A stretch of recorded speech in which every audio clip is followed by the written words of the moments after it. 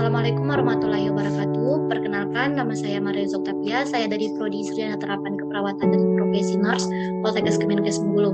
Di sini saya akan melakukan penyuluhan mengenai pendidikan anti korupsi.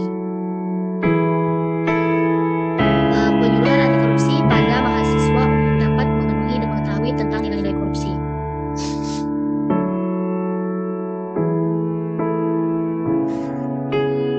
Di sini yang pertama yaitu pengertian pada anti korupsi. Pasti kalian bertanya-tanya kan apa itu dari pengertian dari pendidikan anti korupsi.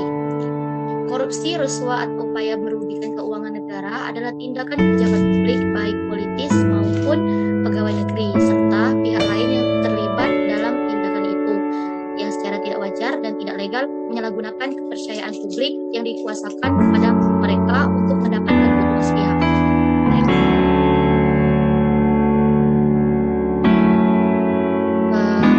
Kata korupsi tidak asing lagi di dalam lingkungan masyarakat, mahasiswa maupun korupsi merupakan suatu tindakan menyimpang atau kejahatan yang sering dilakukan oleh masyarakat.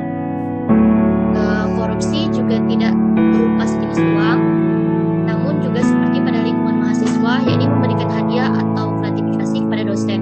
Sikap dan perilaku tim anti korupsi tidak mendukung adanya upaya merugikan keuangan negara dan perekonomian negara. Dengan kata lain, anti korupsi merupakan sikap menantang dan dampak masifnya dirasakan di segala bidang kejahatan. Korupsi dilakukan tidak hanya oleh pejabat publik, bahkan penyelenggaraan pelayanan publik pun juga banyak teridentifikasi. Dengan kebutuhan yang semakin meningkat serta rasa rakus dan hama yang tidak pernah merasa cukup dengan apa yang dimiliki yang akan mendorong perilaku seseorang untuk melakukan tindakan korupsi.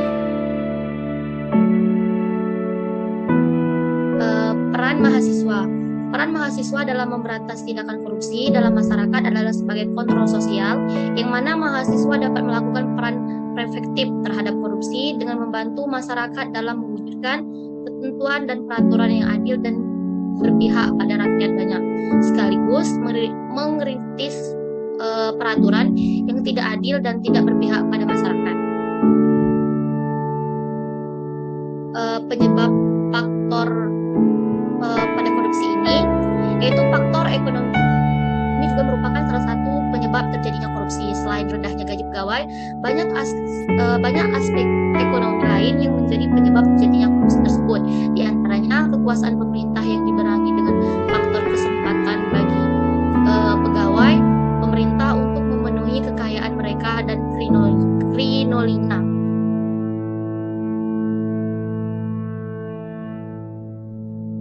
Dampak korupsi yang mengakibatkan melambatnya pertumbuhan ekonomi suatu negara, menurunnya investasi, meningkatkan kemiskinan, serta meningkatkan keseimbangan pendapatan.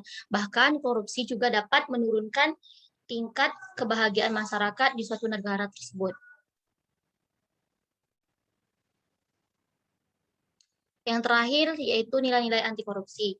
Identifikasi nilai anti korupsi atau KPK bersama dengan para pakar telah melakukan identifikasi nilai-nilai dasar anti korupsi dan dihasilkan sebanyak 9 nilai anti korupsi, yakni yang pertama jujur, peduli, mandiri, disiplin, tanggung jawab, kerja keras, sederhana, berani, dan adil. Mungkin sekian yang bisa saya sampaikan kepada rekan-rekan. Jika ada yang ingin ditanyakan, dipersilakan.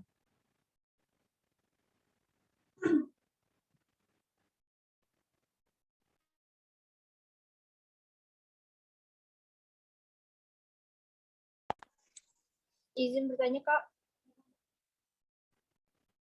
Silakan kepada Fitri.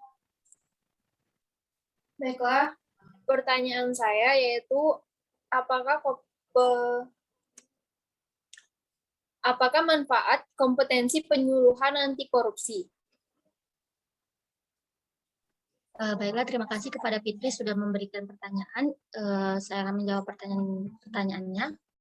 Pertanyaan tadi, Apa manfaat kompetensi penyuluhan anti korupsi? Nah, di sini kompetensi penyuluhan anti korupsi memiliki peran strategis dalam memberi penerangan dan menegakkan masyarakat untuk mencegah korupsi.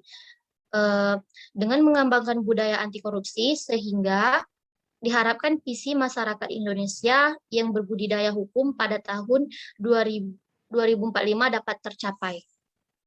Bagaimana Fitri, apakah jawaban dari saya bisa diterima dan bisa dimengerti?